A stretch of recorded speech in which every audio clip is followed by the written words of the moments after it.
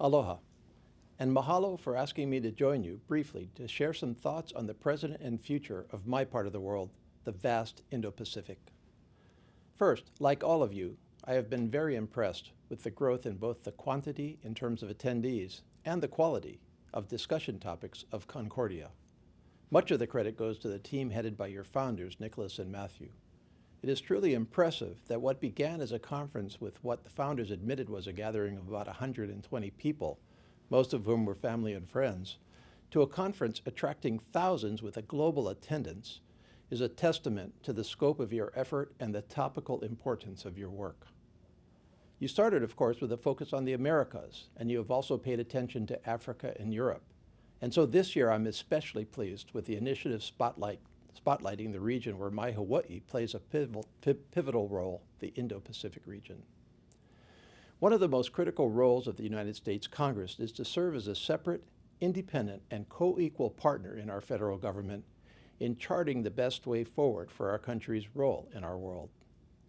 For just as my Hawaii is a part and leader of the Indo-Pacific, so is our country a part and leader of our international community. It would seem obvious and trite to say that these are extraordinary and challenging times for our world and for my country. While we are working to get out of the COVID pandemic, we cannot forget the problems that we've been grappling with before the onset of the virus. In fact, 15 global challenges that the Millennium Project listed for the next several decades.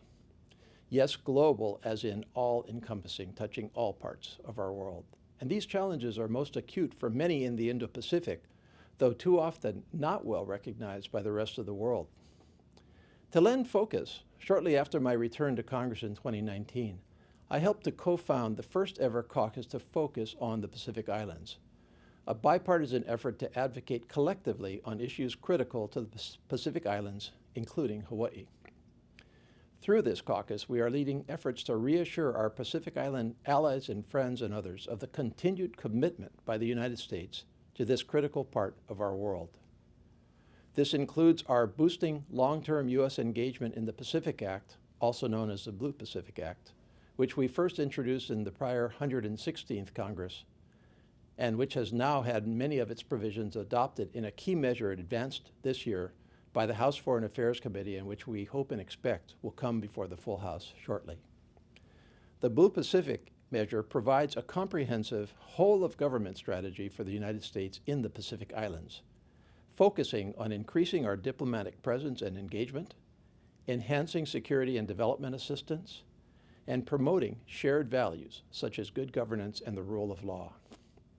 Through meetings with administration officials, diplomats from Pacific Island countries, and briefings for congressional staff, we are also working diligently to raise awareness of the Pacific Islands and their importance to the national security of our country. As just one example, just recently members of my caucus joined me in a meeting at the Capitol with President Sarangel Whips of Palau to reassure our committed partner of our group's commitment to complete renegotiation of the critical Compacts of Free Association between the United States and his island nation, as well as the Federated States of Micronesia and the Republic of the Marshall Islands. The work of my caucus is indicative of what I firmly believe should be central to our foreign policy in this century: the fullest possible and most sustained focus and engagement on and in the Indo-Pacific region. This region holds more than half of the world's population and 7 of the top 10 largest standing armies in the world. 60% of the global maritime trade flows through Asia, home to 9 of the world's busiest seaports. Evidence of that can be vividly seen in recent news reports of the dozens upon dozens of container ships sitting offshore of our West Coast ports. In this Pacific century, Hawaii should and will continue to play a leading role in our country's overall foreign relations. My Hawaii is the bridge between the United States and Asia, and I am proud to champion our leadership and values in Congress and throughout the Indo-Pacific.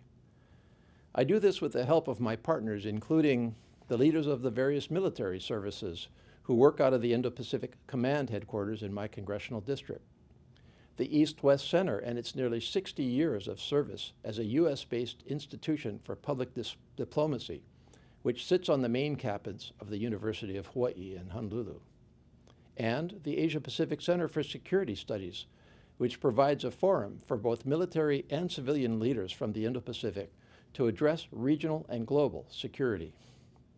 In closing, I believe that those who have had the opportunity to attend and participate in the Concordia sessions in the past will agree with the observation of your founders, Matthew and Nicholas, that in this ever-connected and codependent world, collaboration between the public and private sectors is relevant today more than ever.